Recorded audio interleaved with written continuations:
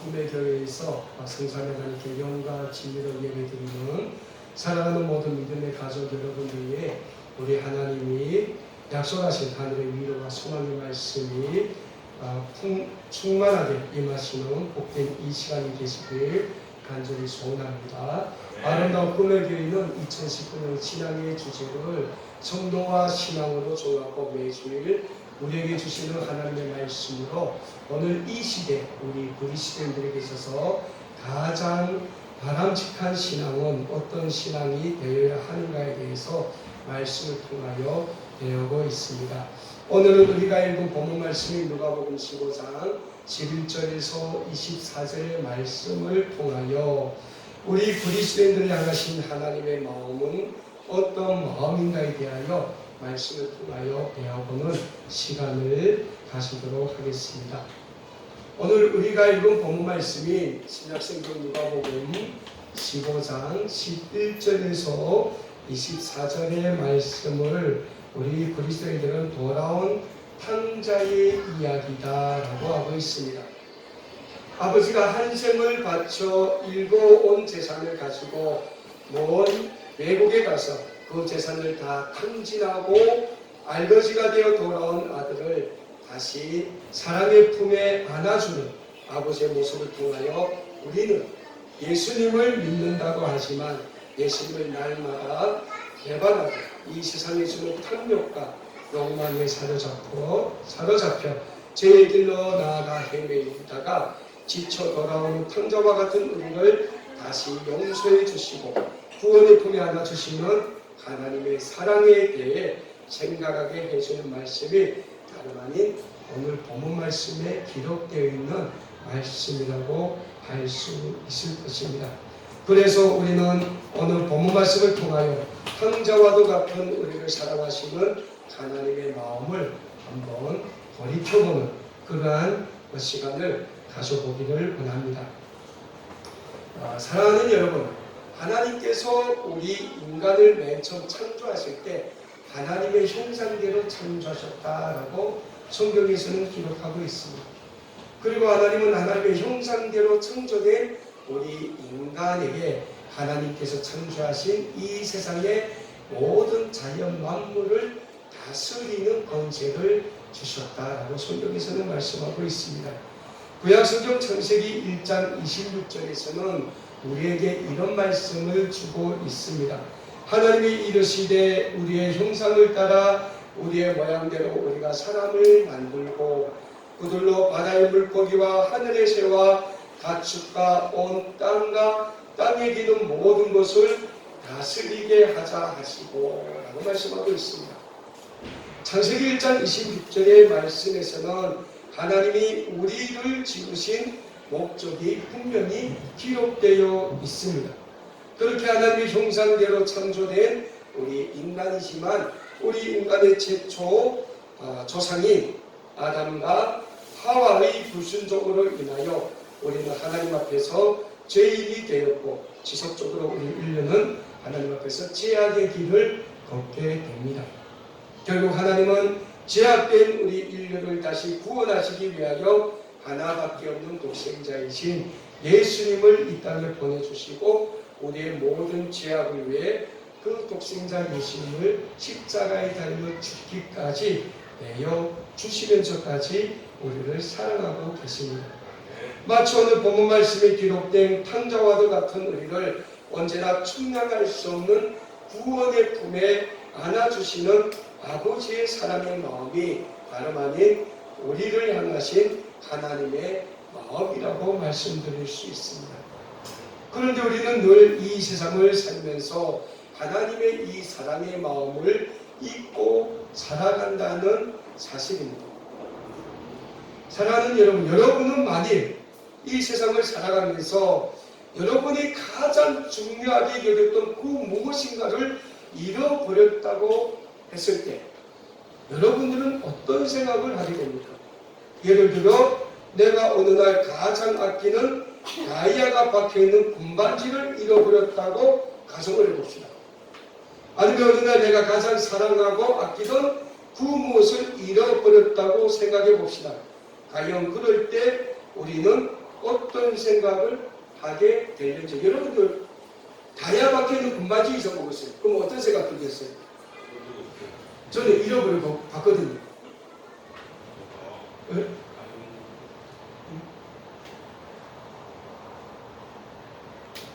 각자 느끼는 감정과 생각은 다르겠지만 적어도 우리는 우리가 살면서 내 자신이 가장 아끼고 사랑하는 그 무엇을 잃어버렸다면 너무나도 가슴 아프고 너무나도 슬플 것이면 틀림이 없을 것입니다. 하물며 우리가 우리에게 있어서 가장 귀중하다고 여기는 그 무엇을 잃어버렸을 때 우리 자신이 그렇게 가슴 아프고 우리 자신이 그렇게 슬픔을 우리가 느낌에도 불구하고 정작 우리는 우리를 향하신 하나님의 그 사랑의 마음을 잊고 산다는 거예요. 그것도 너무 쉽게 잊고 산다는 거예요. 여러분들 우리가 일주일을 삽니다. 이제 내일부터 우리가 또 이 세상에 나가서 일주일을 사는데 우리가 일주일간을 이 세상에 살면서 하나님이 오늘도 나를 사랑해 주시는구나. 하나님은 나를 사랑해 주시는 하나님이시라는 그 생각을 우리가 과연 일주일 중에 며칠을 할까요? 몇 분을 할까요? 뭐라고요? 일주일 내내 하고 있어. 일주일 내내? 대단한 믿음입니다. 네. 그래. 우리는 늘 잊지 말고 살아요. 근데 정작 우리는 많이 잊고 산다는 것이죠. 이 앞에 있는 박목사부터 시작해서 우리는 잊고 산다는 거예요. 오늘 우리가 읽은 탕자의 비유는 성경에서도 가장 유명한 예수님께서 하신 비유의 말씀 중에 한 말씀이라고 할 수 있습니다. 그리고 예수님의 이 비유의 말씀은 오늘 현대사회를 살고 있는 우리 그리스도인들에게 있어서 지금도 큰 영적인 교훈을 주고 있는 말씀이라고 할 수 있습니다. 그런 의미에서 우리는 오늘 본문 말씀을 통하여 우리를 향하신 하나님의 사랑의 마음에 대해 몇 가지 찾아보고자 합니다. 첫 번째로 우리가 오늘 본문 말씀을 통해서 찾아볼 수 있는 교훈은 아버지의 집을 나가는 아들의 모습에서 찾아보게 되는 우리 인간의 뻔뻔함과 당당함이라고 할 수 있을 것입니다. 오늘 본문 말씀인 누가복음 15장 12절에 저는 이렇게 기록하고 있습니다. 그 둘째가 아버지에게 말하되 아버지여 재산 중에서 내게 돌아올 분깃을 내게 주소서라고 기록하고 있습니다. 이 아버지에게 두 아들이 있습니다. 근데 이 맏아들은 착해요. 왜? 유대의 율법, 유대사에서는 맏아들은 장자의 권한을 가지고 있지 않습니까? 그러니까 맏아들은 언제든지 아버지의 재산이 자기 거라는 거예요. 근데 둘째가 좀 그렇겠죠? 형이 다 가질 것 같으니까. 그러니까 아버지에게 저를 얘기합니다. 아버지 내게 돌아올 분깃을 내게 주십시오라고 둘째 아들이 얘기하고 있다는 거예요. 근데 유대인의 상속법에 따르면 자식은 어떤 경우에도 그 부모가 살아있는 동안에는 그 부모의 유산을 물려받을 수 없다는 거예요. 그러니까 아버지가 살아있는 동안에는 그 자식은 아버지의 재산을 유업으로 받을 수 없다는 거예요. 근데 둘째 아들이 아버지 뭐라고 합니까? 아버지여 내게 돌아올 분깃을 내게 주셔서. 이 말은 그때 유대 사이의 풍토에 있어서는 그 아버지는 죽은 사람처럼 여겼다는 거예요. 아버지가 살아있지만 우리 아버지는 죽었으니까 나는 죽은 걸 이기겠으니까 내 재산을 달라는 거예요. 얼마나 뻔뻔합니까 이 둘째 아들이. 근데 더 여기서 기가 막힌 건 둘째 아들이 아버지에게 아버지여 내게 돌아올 분깃을 내게 주소서라고 얘기했을 때 이 아버지가 어떻게 했습니까? 재산을 그 둘째 아들 몫을 둘째 아들에게 줬다는 거예요. 오늘 본문 13절에서 이렇게 말씀하고 있습니다.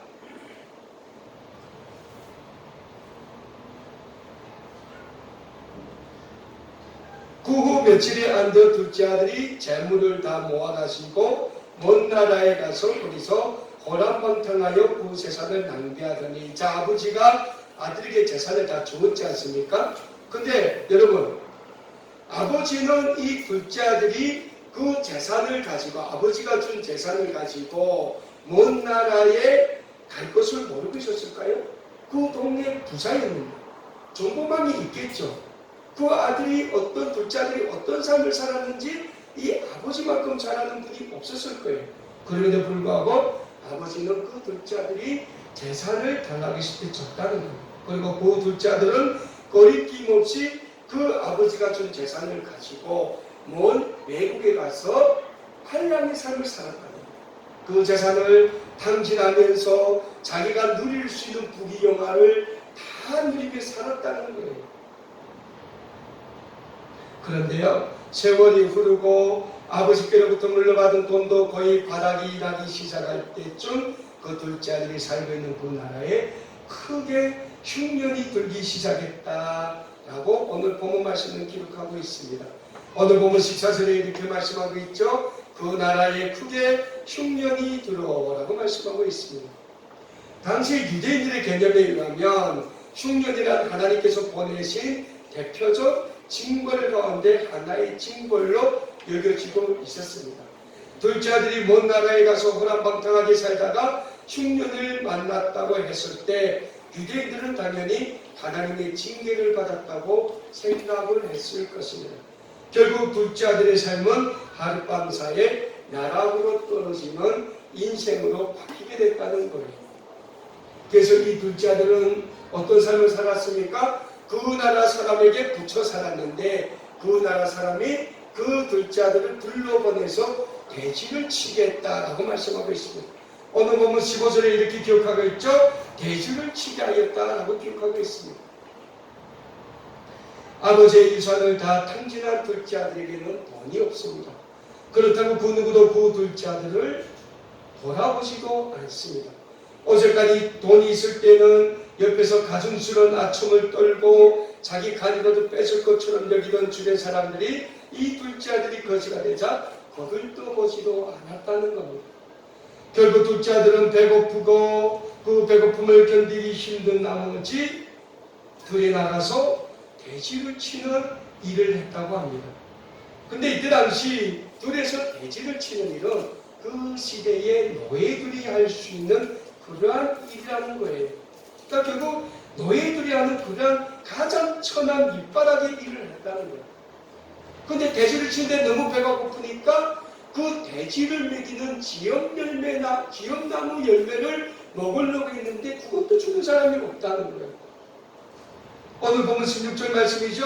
그가 돼지 먹는 기업 열매로 배를 채우고자 하되 주는 사람이 없었다라는 거예요. 하룻밤 사이 거지의 나락으로 떨어진 아들의 모습에서 우리는 과연 어떤 교훈을 찾을 수 있겠습니까? 우선 우리는 인과응보의 모습을 찾아볼 수 있을 것입니다. 아버지가 한 생을 바쳐 일군 재산을 가지고 먼 외국에 가서 다 탕진한 아들에게 차려진 결과는 비참하다는 겁니다. 사랑하는 여러분, 오늘 우리 그리스도인들도 마찬가지입니다. 우리를 사랑하시는 날마다 우리에게 사랑을 베풀어 주시길 간절히 원하시는 하나님의 품을 떠나 이 세상의 삶에 쫓겨 살아가면 우리에게 차려지는 결과는 오늘 본문 말씀에 나오는 둘째 아들과도 같은 신세가 된다는 사실을 우리는 잊지 말아야 합니다. 다음으로 우리가 찾을 수 있는 교훈은 우리가 살고 있는 이 세상이 그렇게 녹록한 세상이 아니라는 거예요. 우리가 살고 있는 이 세상을 한번 바라보십시오. 우리가 살고 있는 이 세상은 서로 속이고 서로 속고 속이는 세상이라는 거예요. 절대로 남에게 정을 베풀고 남을 위하여 자기가 양보하는 그런 사이가 아니라는 사실입니다. 어제까지 자기가 잘났다고 호통치던 사람이 오늘은 서울역도 노숙자로 전락하는 사이가 우리가 살고 있는 자본주의 사회입니다. 자신의 부귀영화를 위하여서는 친구도 속이고 부모도 속이는 사회가 우리가 살고 있는 자본주의 사회가 아닌가, 우리는 우리가 살고 있는 이 세상을 바라보면서 종종 생각해 볼 수 있다는 겁니다.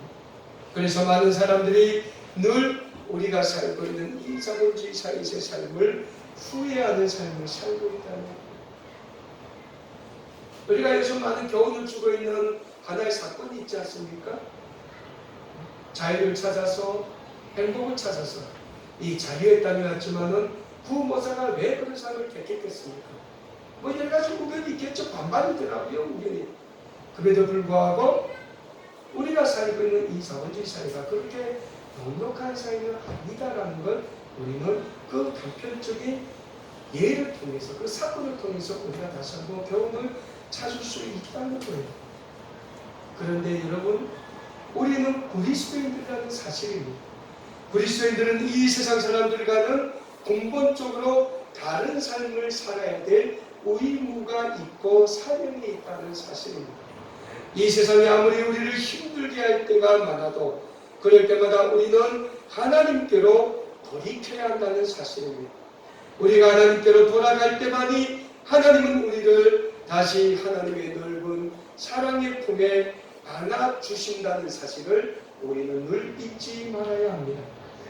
오늘 본문 말씀을 보면 결국 둘째 아들은 자기의 모든 과거를 반성하고 아버지께로 돌아가기로 결심을 합니다.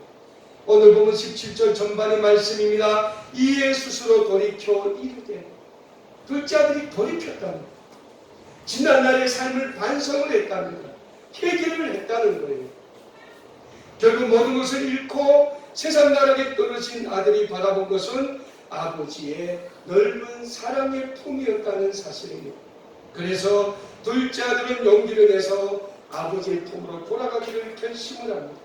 천신만고 끝에 아버지가 계시는 집 문 앞에 이르렀지만 이 둘째 아들은 선뜻 그 아버지의 집으로 들어갈 용기를 내지 못하고 있습니다. 왜 그럴까요? 지훈죄가 있으니까. 아버지가 나를 어떻게 생각할까? 아버지가 나를 욕하고 다시 내쫓지는 않을까? 아들이 이런저런 생각을 할 때 아버지 집에서 일하던 일꾼이 둘째 아들을 발견하고 아버지께 들어가서 얘기를 합니다. 주인님, 둘째 아들이 돌아왔습니다. 제가 오늘 본문 말씀을 묵상하면서 우리 아버지 생각이 있어요. 우리 아버지는 어떻게 했을까? 베개벨 쫓아냈죠? 들어, 어디 들어? 나. 이게 보통 이 세상의 아버지들의 마음이라는 거예요. 근데 정말 쫓아내기 싶어서 쫓아낼까요? 그건 아니란 말이죠. 자식을 사랑하는 마음이 있기 때문에 이 세상 아버지들은 더 큰 교훈을 주기 위해서 그럴 수 있다는 거죠. 근데 오늘 본문 말씀에 나오는 아버지는 어떻게 했습니까? 그 아들이 왔다는 소리 듣고 맨발로 그 아들에게 달려가서 목을 안고 입을 맞췄다라고 말씀하고 있습니다. 오늘 보면 20절의 말씀입니다. 이에 일어나서 아버지께로 돌아가니라. 아직도 거리가 먼데 아버지가 그를 보고 충분히 여겨 달려가 목을 안고 입을 맞추니라고 오늘 본문 말씀 20절에서는 우리에게 말씀하고 있습니다. 사랑하는 여러분, 오늘 본문에 나오는 둘째 아들의 모습은 완전히 거지의 몰골이었을 것입니다. 몸에서 냄새가 나고 옷차림은 완전한 거란병이 옷차림이었을 것입니다. 그래도 불구하고 아버지가 그 아들에게 달려갔다고 했습니다. 그리고 아버지는 냄새나는 그 둘째 아들의 얼굴을 비비고 입을 맞췄다고 성경에서는 기록하고 있습니다. 그리고 아버지가 말을 합니다. 오늘 본 말씀 24절입니다. 이 내 아들은 죽었다가 다시 살아났으며 내가 잃었다가 다시 얻었노라. 그들이 즐거워하더라 라고 말씀하고 있습니다. 유대인들의 풍속을 보면 유대인들은 자식이 집을 나가 1년 동안에 돌아오지 않거나 1년 동안 연락이 없다면 그 자식은 죽은 자식으로 여겼다고 합니다. 그런 관점에서 오늘 아버지가 돌아온 둘째 아들을 죽었다가 다시 얻었다고 말씀하고 있는 것은 유대인의 풍속에 따라서 이 아들은 죽은 아들을 다시 찾았다는 아버지의 고백이라고 우리는 알 수 있습니다. 그리고 그 아버지는 살진 송아지를 잡고 비단 옷을 그 아들에게 입히고 손에 궁고리를 손에 끼우고 잔치를 벌였다라고 오늘 본문 말씀에서는 말씀하고 있습니다. 사랑하는 여러분, 오늘 본문 말씀을 통하여 우리는 하나님의 사랑이 얼마나 위대한 사랑인가에 대하여 교훈적으로 잘 알 수 있을 것입니다. 오늘 본문 말씀에 나오는 아버지는 둘째 아들에게 자신의 유산을 물려주면서 그 둘째 아들이 그 재산을 가지고 먼 외국에 가서 다 탕진할 것을 이미 알고 있었을 것입니다.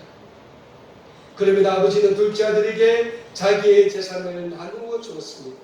오늘 우리 하나님도 마찬가지입니다. 우리 하나님은 우리를 위하여 이 세상의 모든 것을 제쳐놓고도 영원한 하나님 나라에서 상급까지도 준비하고 계시는 하나님이시라는 사실을 우리는 잊지 말아야 합니다. 오늘 본문 말씀에서 기록된 아버지 모습 속에서 우리는 우리를 끝까지 기다려주시는 하나님의 사랑의 모습을 찾아볼 수 있습니다. 둘째 아들이 아버지의 재산을 가지고 먼 외국에 나갔습니다. 그리고 그곳에서 둘째 아들은 아버지의 재산을 다 탕진하며 자기 자신만의 잘못된 행복을 누리고 있었습니다. 아마도 보통 아버지라면 그냥 내보낸 자식으로 여길 것입니다. 하지만 오늘 본문 말씀에 나오는 아버지는 둘째 아들이 돌아오기를 기다렸다는 사실입니다. 사랑하는 여러분, 우리 하나님도 마찬가지입니다.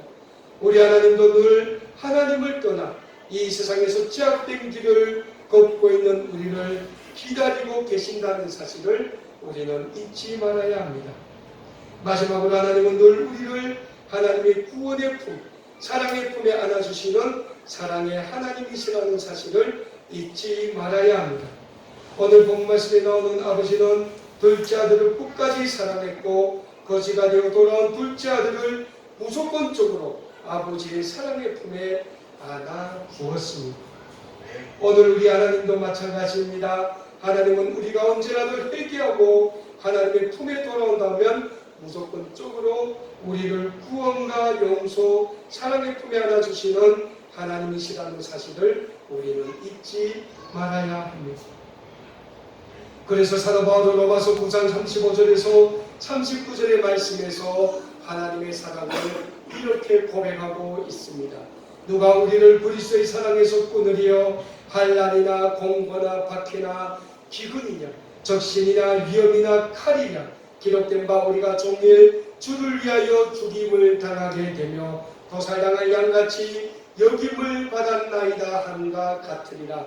그러나 이 모든 일에 우리를 사랑하시는 이로 말미암아 우리가 넉넉히 이기느니라. 내가 확실하노니 사망이나 생명이나 천사들이나 권세자들이나 현재 일이나 장래 일이나 능력이나 높음이나 깊음이나 다른 어떤 피조물이라도 우리를 우리 주 그리스도 예수 안에 있는 하나님의 사랑에서 끊을 수 없으리라.